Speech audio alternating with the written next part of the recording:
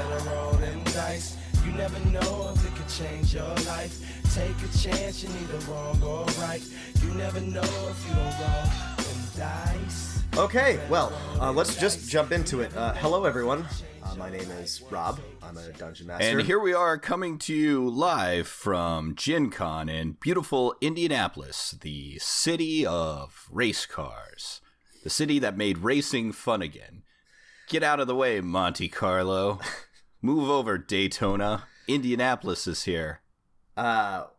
Yes, that's right. We're at Gen Con, where we're, instead of doing Gen Con, we are talking to you. No, we're not at Gen Con. We're Sadly, we are not. We're not. But everyone else is. I'm told interesting things are happening there. We hope to talk to you about them later. I just want to talk about, like, some guy getting punched in a bar. I have no idea what it's about, but someone was punched in a bar. It sounds great. Sounds like the most exciting thing that's ever happened. Yeah, we'll be sure to report back with breaking news as soon as we know the details. But no, like I was saying before I was so rudely interrupted, this is Dungeon Master of None. Hello. Hi, I'm Matt. He's Rob. Today, instead of going to Gen Con, we spent the weekend poring over the weighty tome, the PDF from Paizo for their second edition of the Pathfinder Role-Playing Game, Playtest, the movie. Yes, we did. We spent, there's a lot here. This is when they say playtest, boy, do they mean playtest. This is not some, coy 5th edition, bits and pieces thing. No, this is the whole tamale. Literally. Emphasis on test and not play. It will be on the final. Yeah, there's study those feats. A lot going on here. So that is both good and bad. I have always liked that Pathfinder is not shy about sharing all of their tasty intellectual property, and they don't hide it behind Wizards of the Coast Hasbro skirts. But just be warned that Matt and I have spent time with this, but there's just absolutely no way we are going to be able to cover everything in this book, and we're hoping to do another episode or 2 or 3 or 4 about some of the details, but we're just going to try to cover. Yeah, I got some actual play tests lined up in the near future, so we're going to actually get in with the system and report back after that. But this is more of a first impressions. Yeah. And speaking of first impressions, let's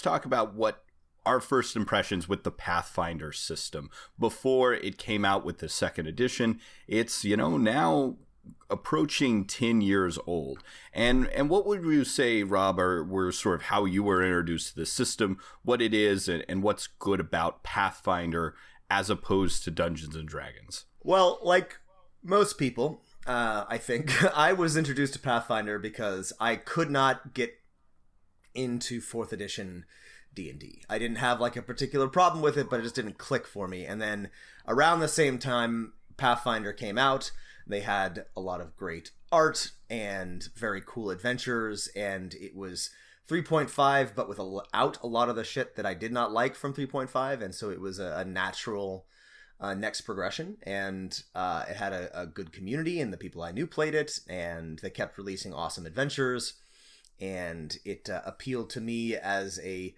crunch enjoyer. I'm an enjoyer of crunch, and that's why I started playing Pathfinder and why I stuck with it. Yeah, absolutely. It's for people who really like 3rd edition. It built on the strengths of that edition of Dungeons & Dragons, and for me the appeal has always been, like Rob said, twofold. Paizo puts out a lot of great other content, both adventure path campaign style published adventures and shorter modules, though they've sort of backed away from those a little bit in recent years. And they've got an interesting, very modular system. They took the class-based role-playing game where, every character picks a class at the beginning of the game and basically made it as modular as you could make a class-based system. Yeah, that's exactly right. That's fun. Yeah, that's fun. It made it very easy to create new classes and new archetypes and come up with interesting new abilities and unique character concepts which was always its strength and always its appeal, I think. And they basically released just a ton of books, right, over the past 10 years. There are a million supplements, which are both a good and bad thing for Pathfinder. They're great, and they're all free online. And they learned awesome. From 3.5, and that they tried very hard to avoid power creep, which I think they did I'm going to say they did a B- job of. I'd say they got a success, but not a critical success. They did pretty well. They definitely avoided like the Tome of Battle. Everyone hates on the Tome of Battle. I actually like the Tome of Battle, but it's an illustrative example that everyone turns to when they're talking power creep. But like they avoided a lot of the late 3.5 stuff. The permanent divine powers that clerics get or whatever.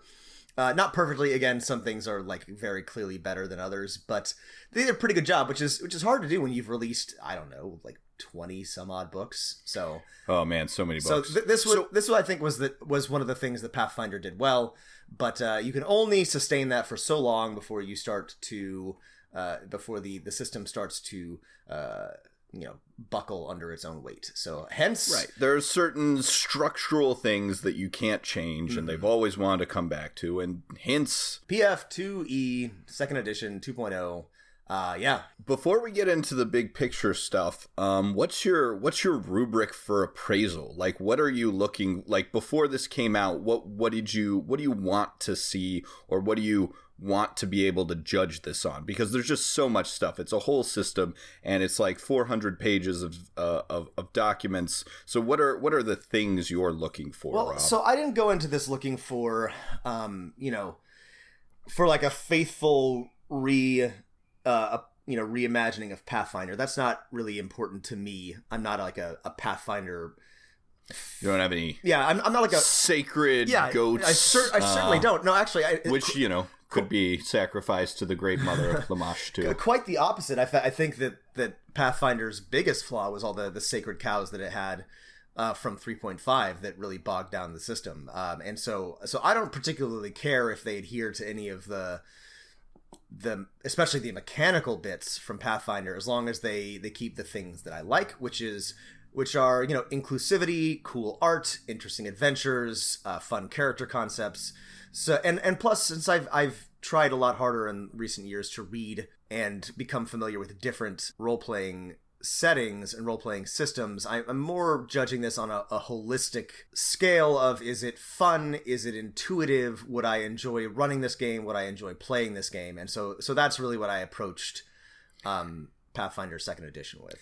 It sounds like some hippie liberal arts college weed smoking, snowboarding, Rastafarian bullshit. Matt has that I would expect from you, Rob. me to a T. It's correct. Whereas I attending and not being able to complete any of the hard math and science classes at a hard math and science school, will be looking more at the nitty gritty stuff. One of my favorite things about Pathfinder is within the sort of general fantasy framework, there were so many options to really create a character that was sort of more expressive than 5e. One of the criticisms of 5th edition is that, there's really only, every wizard and every fighter and every barbarian are more or less the same based on your subclass or whatever. I suppose that's a fair criticism.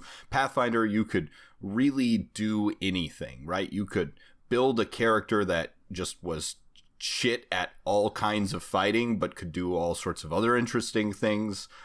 You could build just wackadoodle characters, or you could really gain system mastery and make characters that were, really good at certain things. And I like that about the system. I really also liked how they, it really feels like there's some progression in the game, unlike 5th edition. I really appreciate how at Pathfinder, when you play a campaign from level 1 to 15, which I've ran and played in a couple times, you go from, local adventurers to cosmic heroes that can, are really good at certain things. And I enjoyed that. And so I'm sort of looking for Pathfinder to double down on those strengths and sort of the ways that it differentiates itself from 5th edition. I was also looking for Pathfinder to condense a couple of things, because what I did notice is running Pathfinder for new players was always a bit of a chore.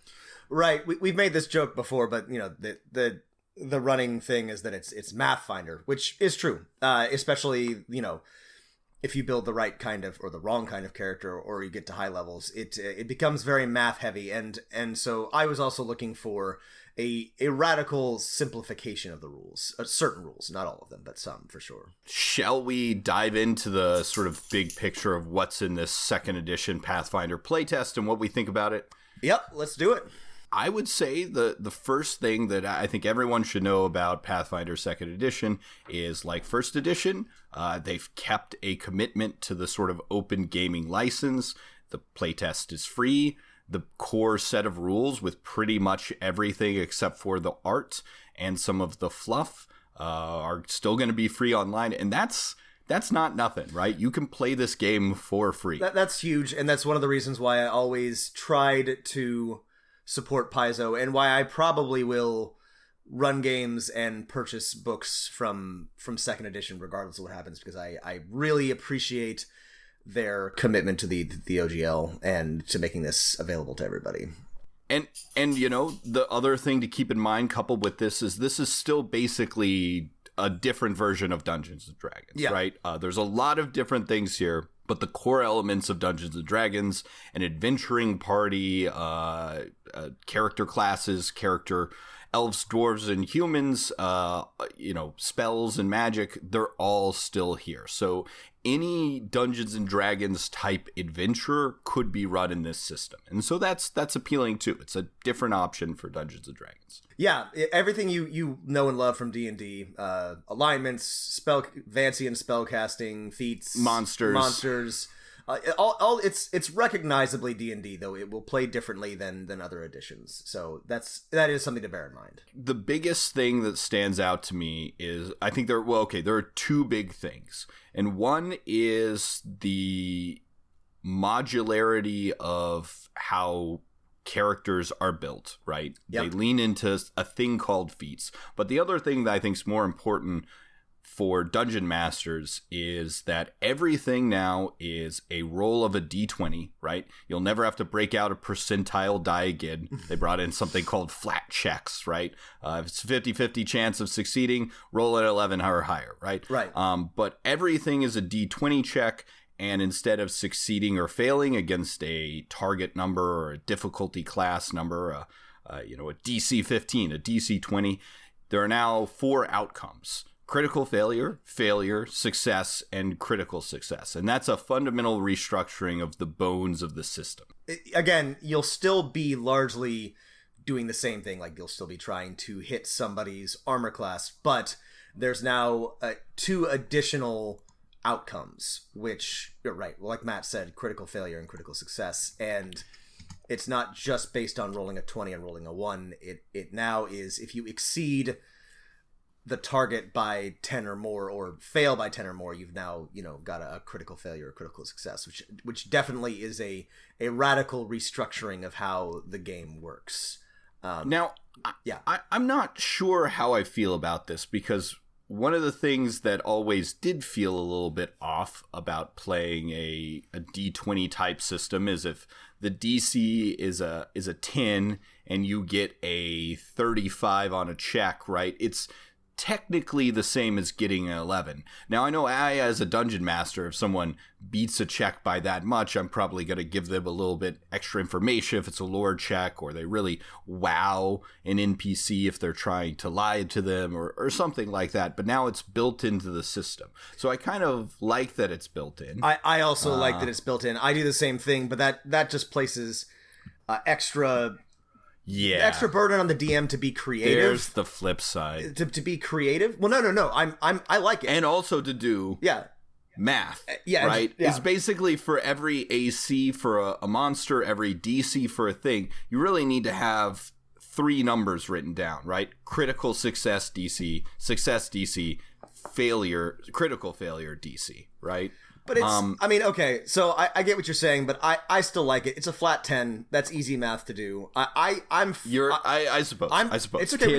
We can disagree on this. We live in a base 10 system. We can disagree on this. We're think not it's ancient Mayans or Sumerians. I think that this is unburdensome enough that it adds some much needed like diversity of outcome without adding a whole lot of complexity, which I think is balanced because a lot of complexity has been removed from other parts of Pathfinder. That's true. The one other thing I wanted to say about the fundamental restructuring of the system here is that for example, if you have a copy of the playtest, this is on page 337, which is the fundamental bones of the system, how to set difficulty classes for dungeon masters.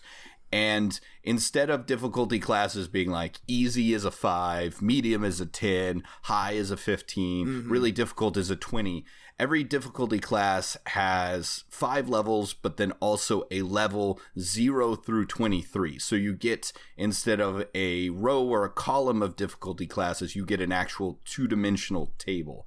It's a little confusing to me. I still don't think I have a fundamental handle on how, as a dungeon master, I'm supposed to set DCs. When I play, if I played this, I would probably just ignore this. This seems like weird bullshit that is confusing me. I hate this too. And I expect that if this makes it to like the final edition, that it will be fundamentally restructured in either how it is presented or changed entirely. Because right now it's very confusing. It's just like a big table of numbers. Again, you get it. It makes sense, but like it's not right. It's not in any way intuitive or easy to use. So if I were a DM, I would almost certainly ignore it. I'm not gonna be like designing a trap and say, oh geez, these guys are level 3 and this is a high level 3 trap, high difficulty. So let me consult my chart. I would just like wing a number. This reminds me of like playing like 5th edition Warhammer 40k and the like 2 wound charts that you have to look up every single time you make a roll, and I hate it. Yeah, I do like that. Again, this is something that 5th edition often fails at, that they have like that if you want to know how difficult should something be, like there's an answer for it. That I like. I don't like how it's presented, and I don't like how fiddly it is. That's for sure. I think the other like big bones thing that applies to both dungeon masters and players is the restructuring of the action quote unquote economy. So how players act when you roll initiative. Every round, so they're still called rounds. They're still called rounds. You have 3 actions. And there are and a reaction. Right? There are still reactions and there's still free actions, but you have 3 actions which you can use to strike, to stride, to use an object, to do also. Everything has a very specific action cost. Almost everything in the game now is a very specific, very laid out action. One of the things about reading this is everything you read is filled with specifically defined keywords. Dying 3, sickened 1. Yes. Right. Everything has tags that you can use to connect things. Everything is very clearly defined. There's 5 pages of conditions. Everything is very laid out. It seems like the goal here is to make when you're playing the game in action economy, nothing is unclear, right? Yes. Everything can be interpreted, rules as written. Yes. And we can discuss, whether that's good or bad, but there's definitely an element of, it's strong, like, gamification here. Wait, what's the word I'm looking for? I'm looking for, like, structuralist versus, anyway. Right, everything is defined. Everything is very... Nothing is undefined or left up to the GM. Right. Which I think is a perfectly interesting and valid way of doing things. And... I do want to point out that, especially with regard to actions, this is, in my opinion, an improvement over Pathfinder, which had standard and swift and, free and immediate. And undefined, right? A lot of things that were not clear, and the order in which you did things was very, very hard to understand. And I remember having to explain this to my players dozens and dozens of times. So for me, simplifying the action economy is a massive improvement, in my opinion. I can see how this is maybe one of the defining things that would separate Pathfinder 2nd Edition from the current edition of Dungeons & Dragons, which in that you can always move your speed, you get one action, you get a bonus action if you have a specific feature that lets you use it, you have things that let you use a reaction, but you only get one of those, and that's all very loosely defined. When you read the rules, you don't realize that is actually the way your character's actions are defined during a turn. And this, it's straight up 3 actions on your turn, 1 reaction you can use when it's not your turn. Yeah, I feel like one of the things that's maybe the downside of this is like when you come to a player, right, and you're like, it's your turn now, Steve, what are you gonna do? Steve sits there and says, okay, I've got to fill up my 3 actions, right? And they got to kind of plan out, well, this thing takes 2 actions and this other thing takes 1 action. It's very much, it's very tactical.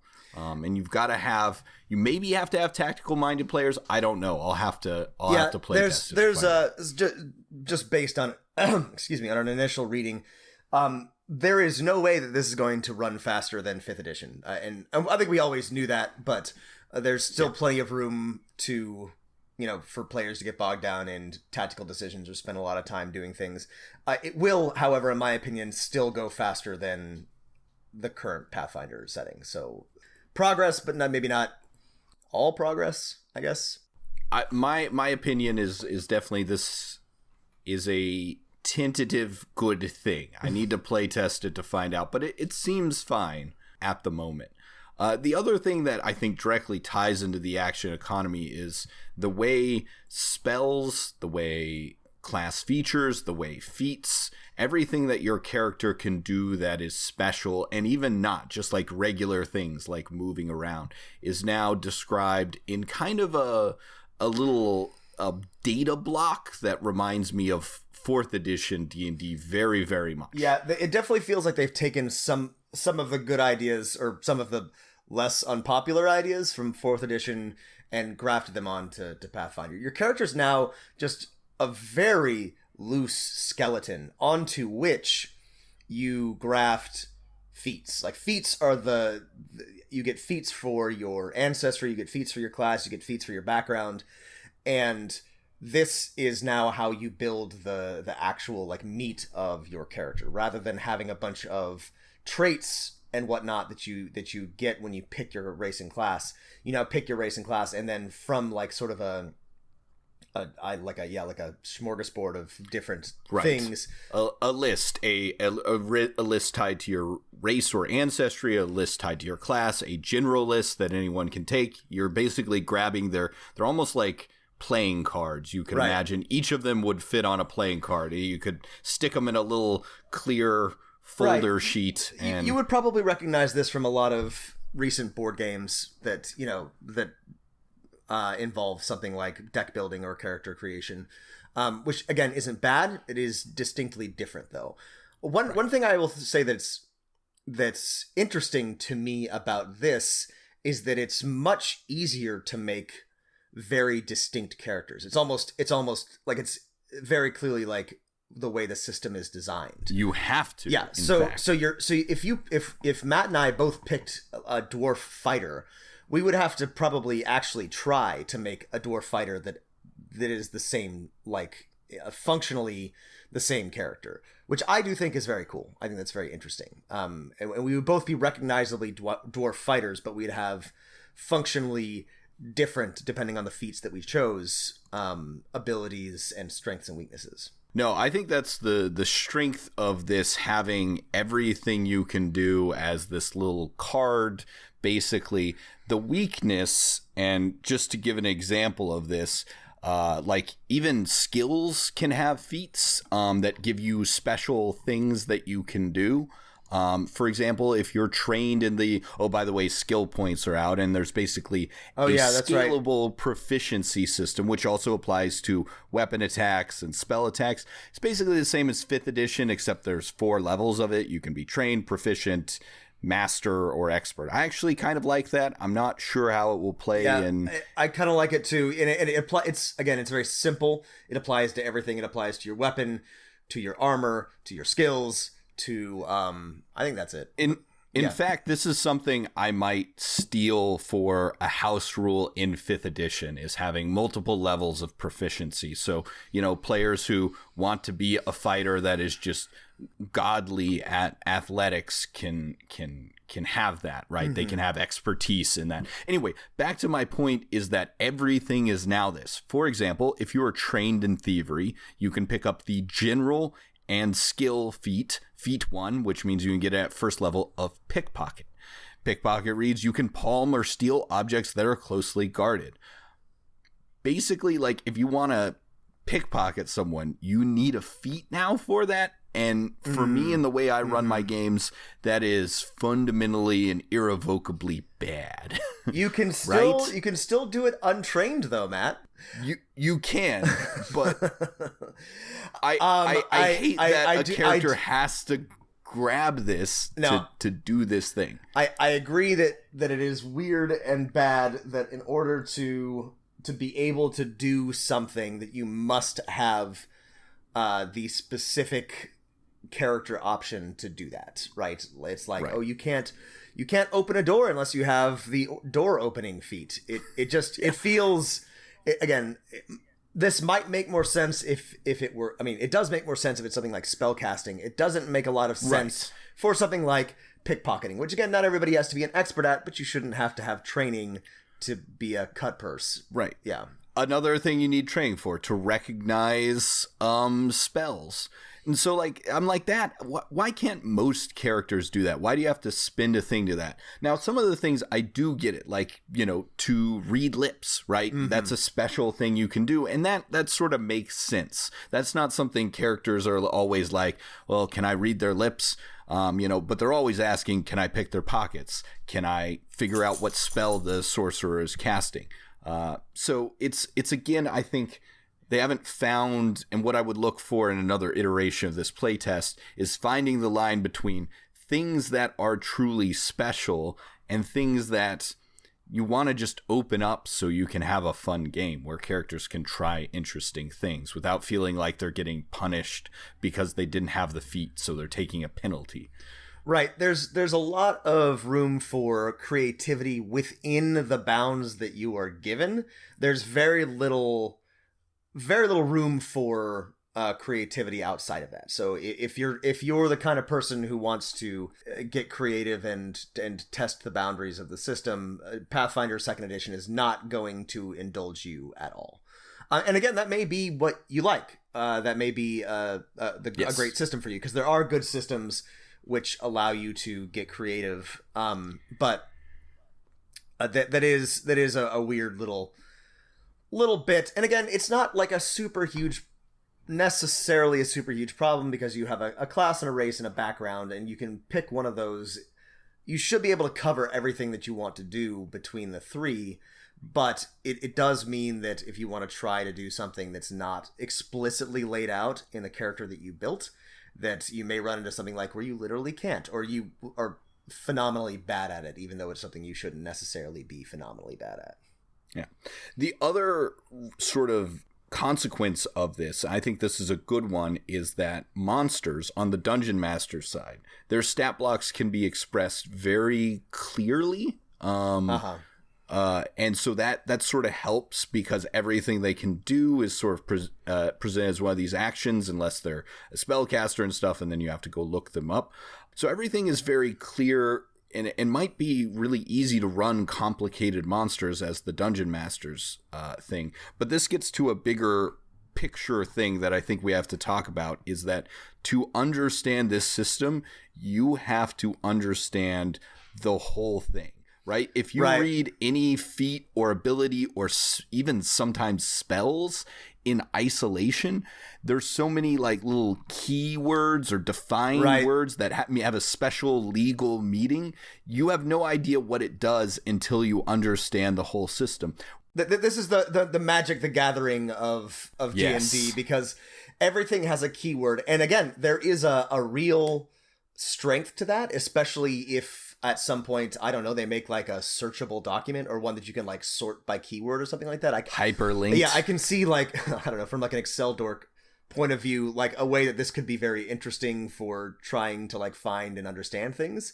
It makes sense from a certain structural point of view, but it also means that you have to know everything. So if you're reading through a list of spells or abilities and it's got like a keyword that you don't recognize or a specific condition, you've got to know what that condition does. You got to know what that keyword means. And again, you can search for that, but like it requires a certain level of system mastery to be able to really grasp this game, which is something I'm still struggling with. Like I've read through this twice and I'm still trying to wrap my head around a lot of stuff. Right. And Pathfinder is one of those games. This isn't a bad thing. Like, I've run 2 full Pathfinder adventure paths, plus a ton of other homebrew campaigns. And when I play Pathfinder, I still get so many things wrong all the time. And it's not a bad thing, but it's definitely, you really have to commit to this thing. Yeah, and some people will enjoy that and rise to that challenge, but it is an obstacle for new players and for casual players, and really for anybody who doesn't have as much time as they would like to spend on this. So yeah. Okay, one of the other good things I like is that Pathfinder, that's a big sort of fundamental change to the system, is that Pathfinder has recognized that perception is the thing, and we've talked about dungeon masters need to move away from always calling for perception checks for everything, but they just leaned into it and realized that perception is a thing that is a tier above regular skills and just sort of made it its own things. I kind of like that. I sort of dislike the new initiative rules, which are based on what you're doing at the time and its default perception. I think it's weird and awkward.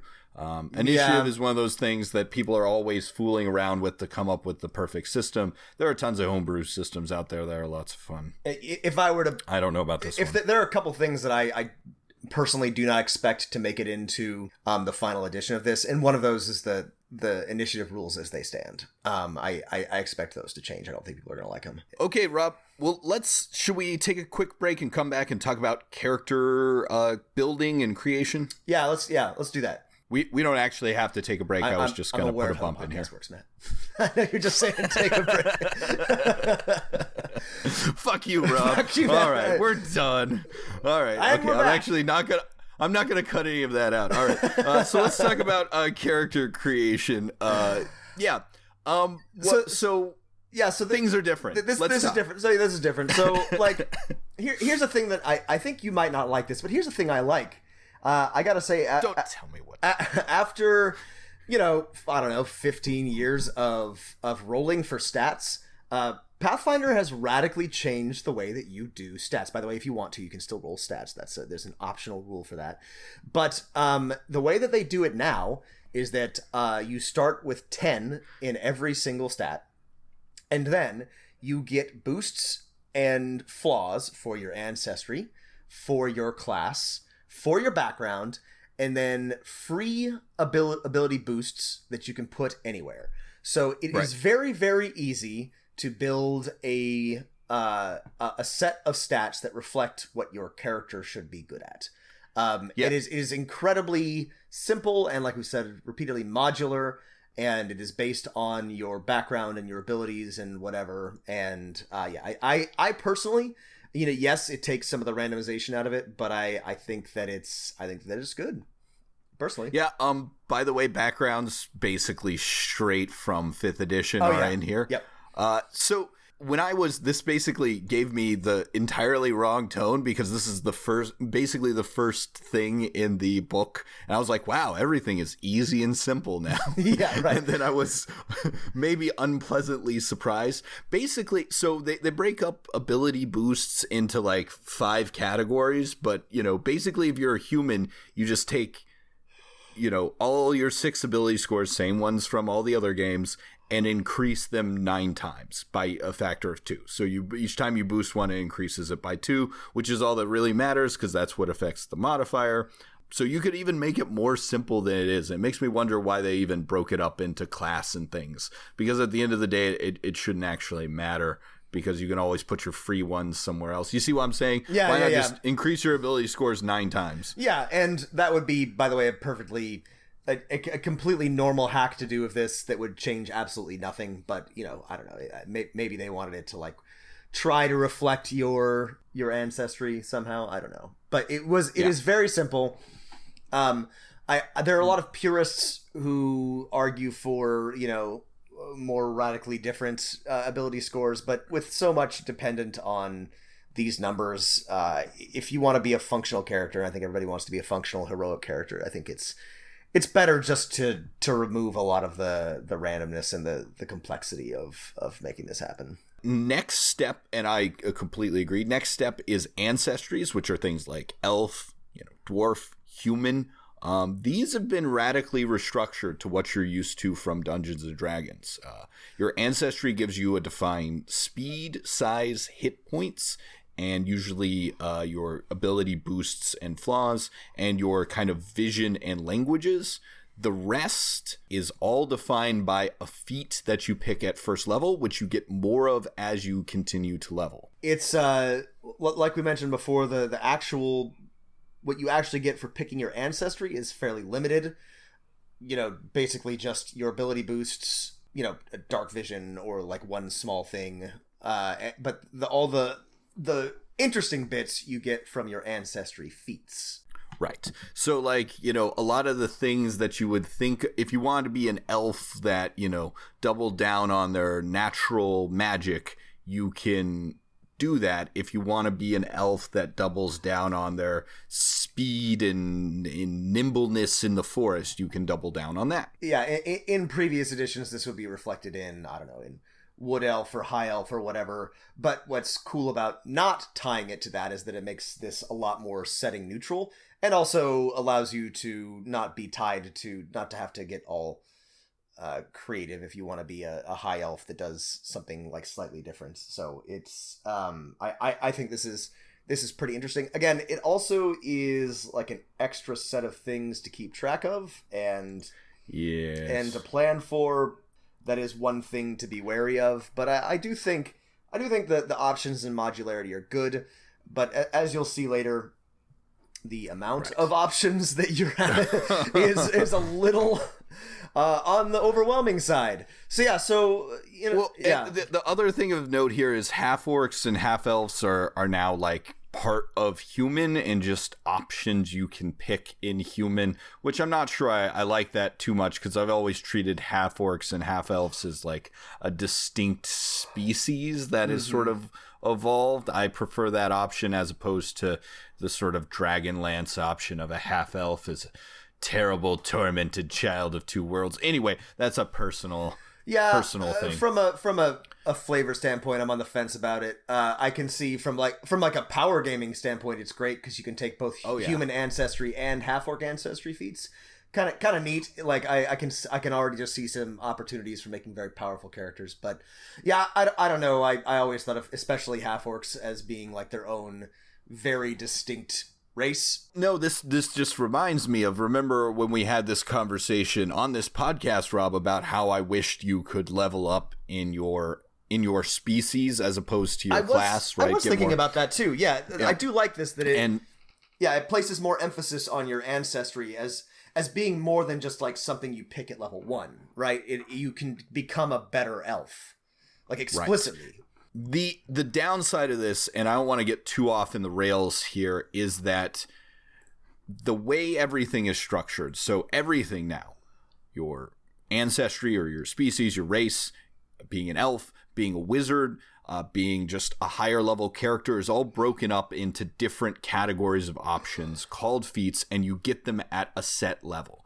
So, for example, if you wanted to make a character who is just like the elf, and he was Mr. Elf, and he did all the things that elves can do at an amazing level, and didn't really, being a fighter or being a rogue or being a wizard wasn't actually important to that character, I'm not sure you can actually do that, because you only get ancestry feats at specific levels, and you can't sort of swap out one feat for another. You can't, instead of taking a skill feat or instead of taking a wizard feat, take an elf. This is another. You see what I'm saying? This is another place where I'm going to throw in a prognostication, which may or not be true.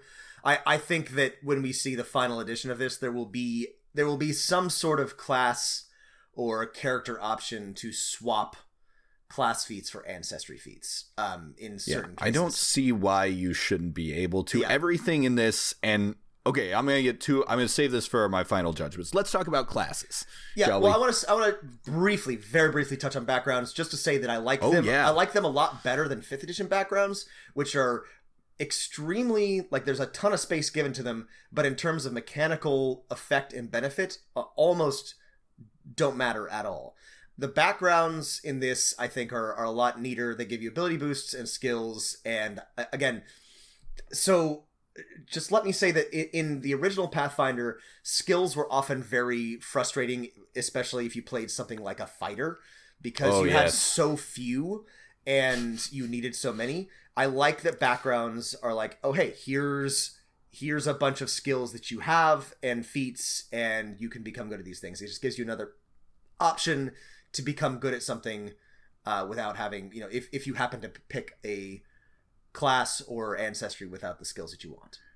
There are also less skills, so you're more likely to be able to make a fighter who is also a great courtier. Yeah, there's a lot of things who we're not can going to do be able perception and deception in society. Yeah, there's a lot of things we're not going to be able to touch on, but the skill system, I think, is in most ways improved compared to Pathfinder, which was kind of a mess. But yeah, let's talk about classes. So classes are pretty much the same. It's the core set of classes that you'll find in the 3.5 rulebook or the original Pathfinder rulebook, plus the Alchemist. If you're coming from 5th edition, it's everything but the Warlock plus the Alchemist. And they're all flavor and in general feel-wise pretty similar to how those things work. Lots of things are different. I think we really only have time to talk about the basics of how class works and how we think that might be good or bad. Yeah, we can really give like a brief overview.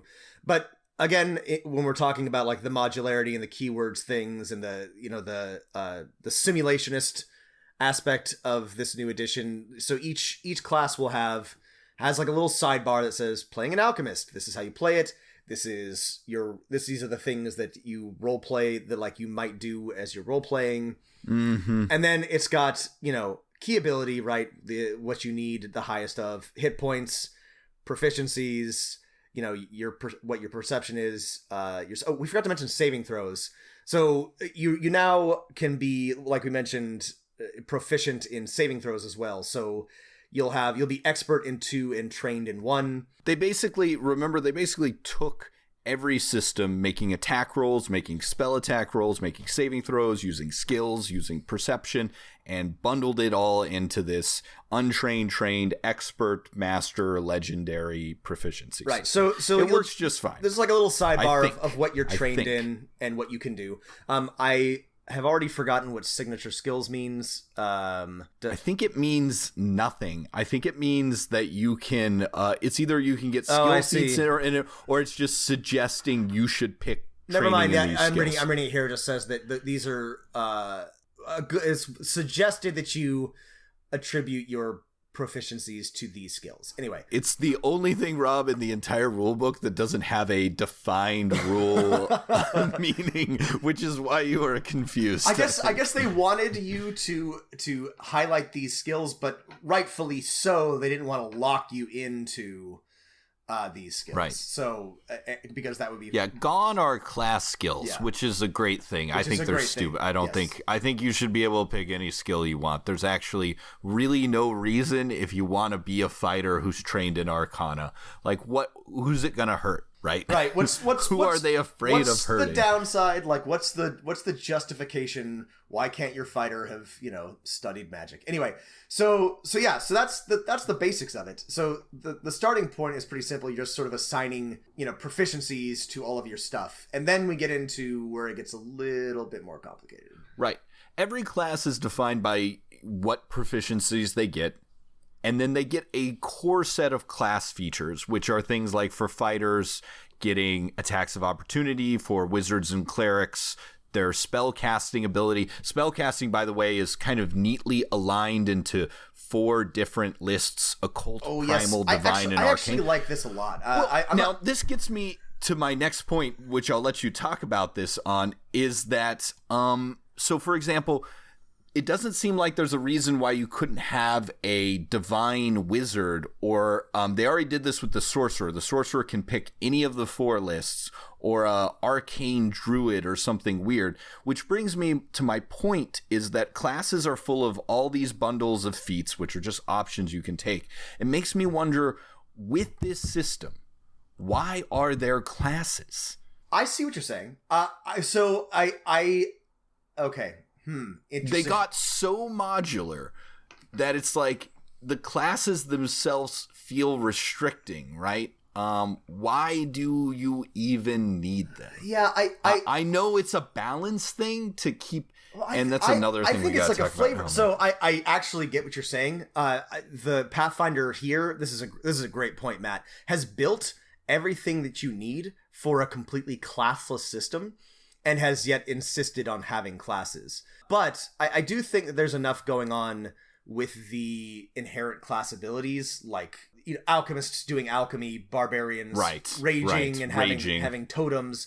But I can absolutely see a version of this where that's also packed off into one of these modular bits, or doesn't exist at all, and you can just sort of pick from a list of class feats and build your own grab bag class. That's a good answer point. to that is they do have a feat called multi-class. Oh, yeah. Where instead of, for the price of 1 feat that does nothing, you can pick, or gets you a few small abilities from a class, you can pick up class feats from another class. However, the one thing that is locked off are these core sets of features, like full spell casting for a wizard. Right.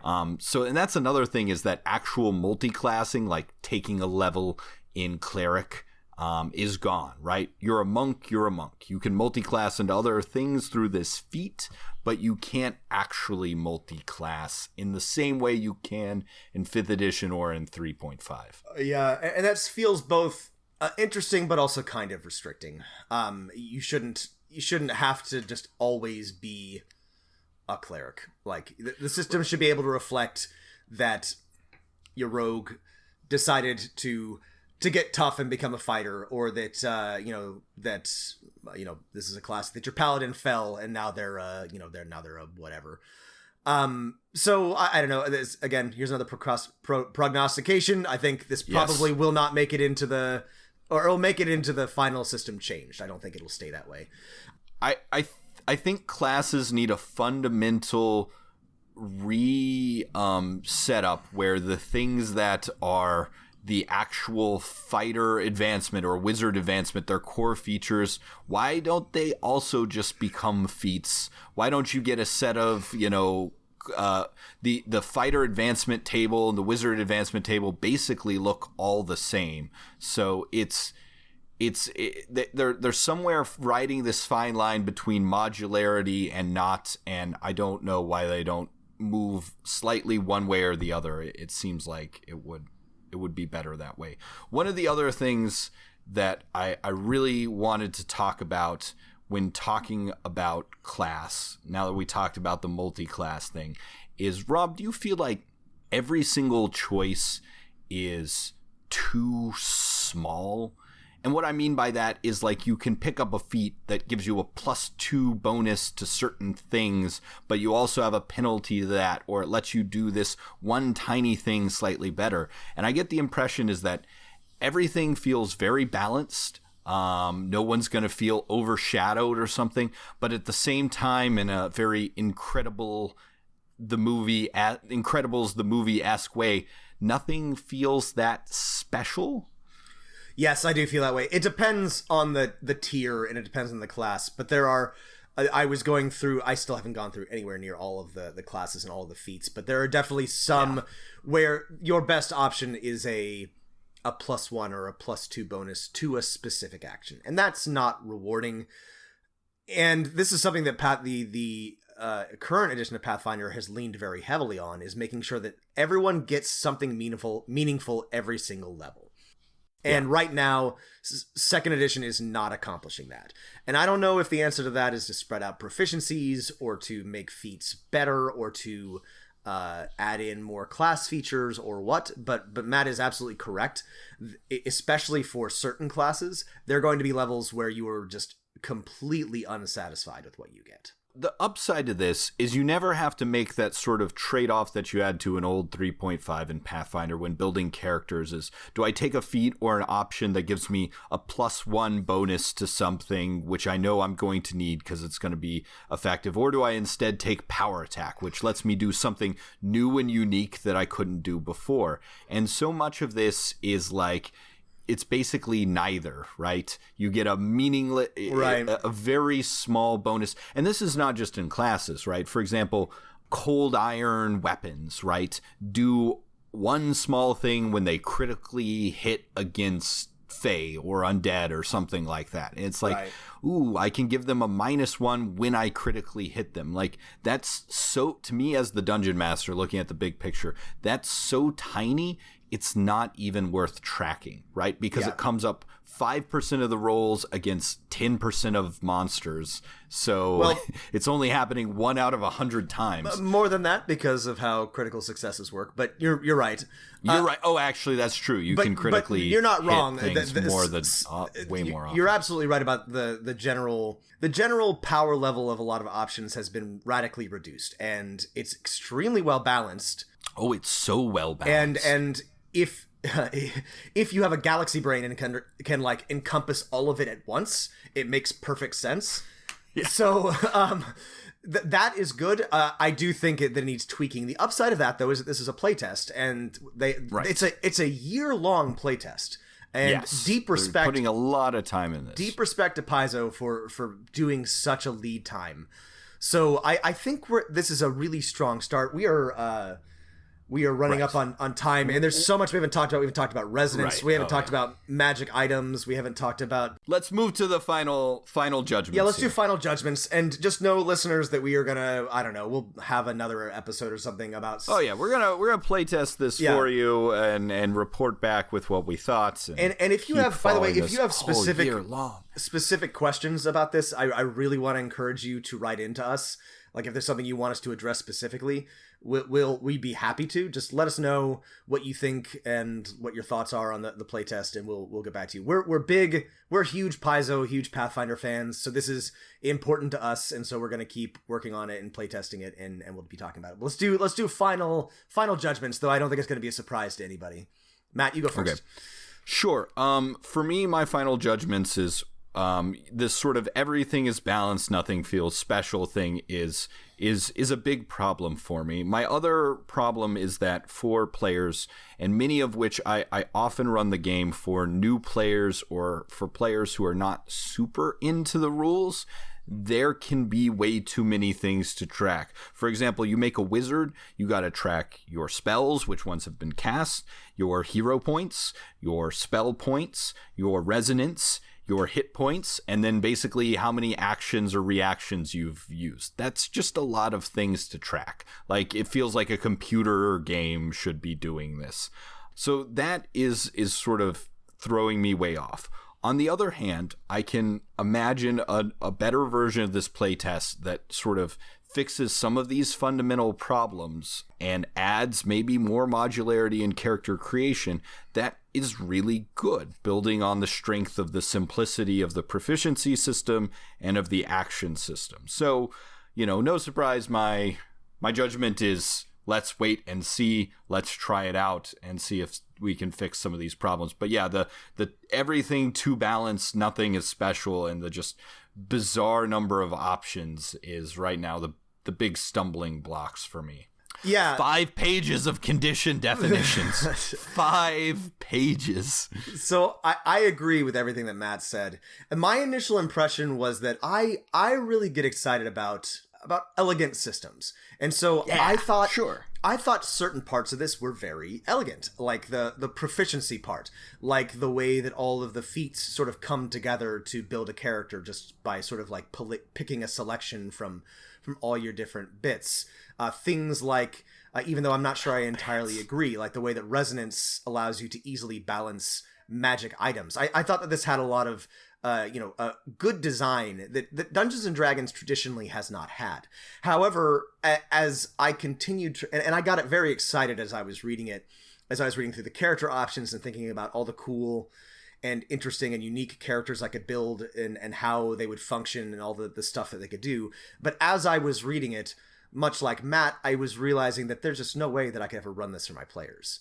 And right. As a dungeon master, as potentially a player, I'm very excited about it, though a little bit intimidated. I keep like looking at things. And I'm like, I know I'm getting something wrong. There's like a corner case here that or like a rule conflict that I have to like read back and make sure that I'm not doing wrong. And that's frustrating. And I don't want to have to be bogged down double checking the rules all the time to make sure that what I think I can do. But as a DM, I cannot see how I could possibly teach this to players and run a game in any meaningful fashion. Not for my players, not for my, who are mostly new. Yeah. I could play this with a group of... It might be really hard to teach making a character, right? Yeah. Running the game might be a little bit easier than as we're doom and gloom saying it. Maybe it'll be fine once we try it. But making a character might be pretty difficult because there's just so many options. It actually might... That's a good point. It might actually be, like, once you get to gameplay, better than current Pathfinder, to be honest. But making the character... the just like overwhelming number of options and having to constantly reference spells and conditions and effects and things, I don't see how I could guide players through that in a way that would be satisfying for me or for them. So Rob, I'm sorry to bring this up. I'm just thinking of this now. I'm wondering if in all these options, there's just like a false illusion of choice.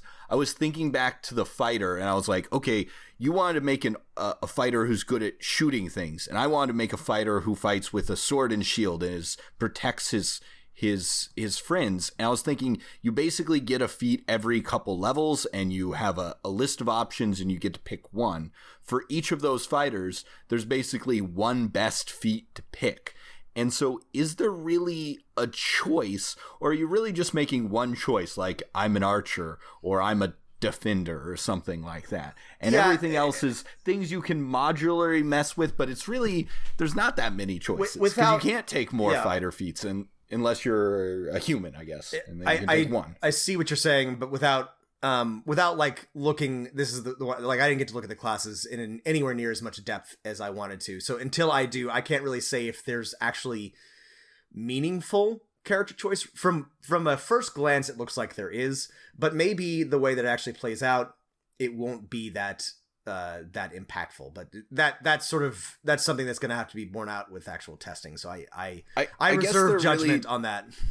Yeah, designing for the future where they can, just release a book and there's 20 more fighter options for every level or something. So this is what I did like about second edition is that I thought it was very forward looking.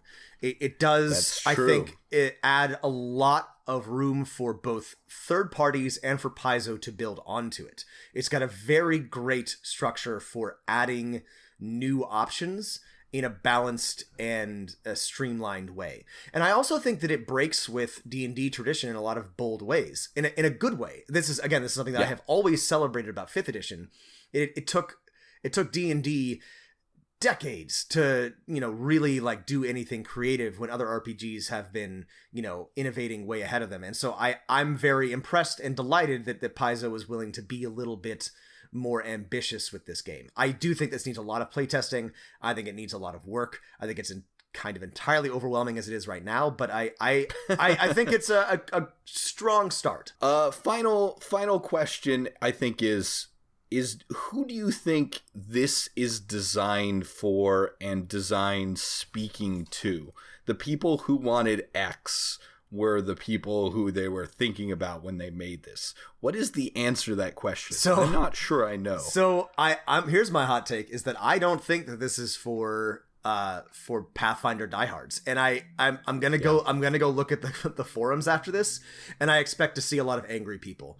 And maybe I'll be wrong, but I think that this is trying to split the difference between Pathfinder and 5th edition. I think this is trying to appeal to players who like 5th edition, but are looking for a little bit more. And we will see if they can how big that base is, and whether or not they can actually reach it. For me, that's an appealing prospect. I don't know if this quite hits it, but that's who I think they're trying to reach. I'm gonna add a little bit of nuance to your take that maybe we can figure out what went on here. Is I think that's where they started from. They said, let's make a new edition that will bring in new players, especially those who like 5th edition but want something more. And then the people who worked on subsequent iterations after the bones of that system, particularly the people who designed the sort of how feats work, were Pathfinder diehards who are worried about balance and every option being equal. And so that's how we got those two mishmashed together. Is that the bones of the system were designed by people who want to bring in new people. A lot of the details, or just because of the way they think after working on this game for so long, is by the really core Pathfinder. I also think that based on how structuralist and how nitty gritty all of the a lot of the options are, that it may be trying to appeal also to video game players. That this is actually comprehensible to somebody who plays computer RPGs. For Pathfinder being much lauded as the answer and the opposite of 4th edition, this has a lot of 4th edition. It has a lot of 4th edition. Some of the worst, some of the good parts. It's fine. I think it's a good. I think it does borrow from the right parts of 4th edition. The problem it's just insane because Pathfinder people hate 4th edition. Yeah, see, that's why I think it's not for. So that's why I think they're probably going to be angry. All right, anyway, we are running long. We have a lot to say about this. We're basically done here. Paths have been found. We're going insane. Yeah. We gotta stop thinking. I gotta spend some more time with this. But please send us questions. Email us at dmofnone@gmail.com. Let us know what you think of the new Pathfinder edition. Again, don't forget, please rate and subscribe to get more people to listen to us and ask us questions about things that we will answer on air. Thanks for listening, everybody, and don't just subscribe. Keep rolling them dice. It's great. You do great, man.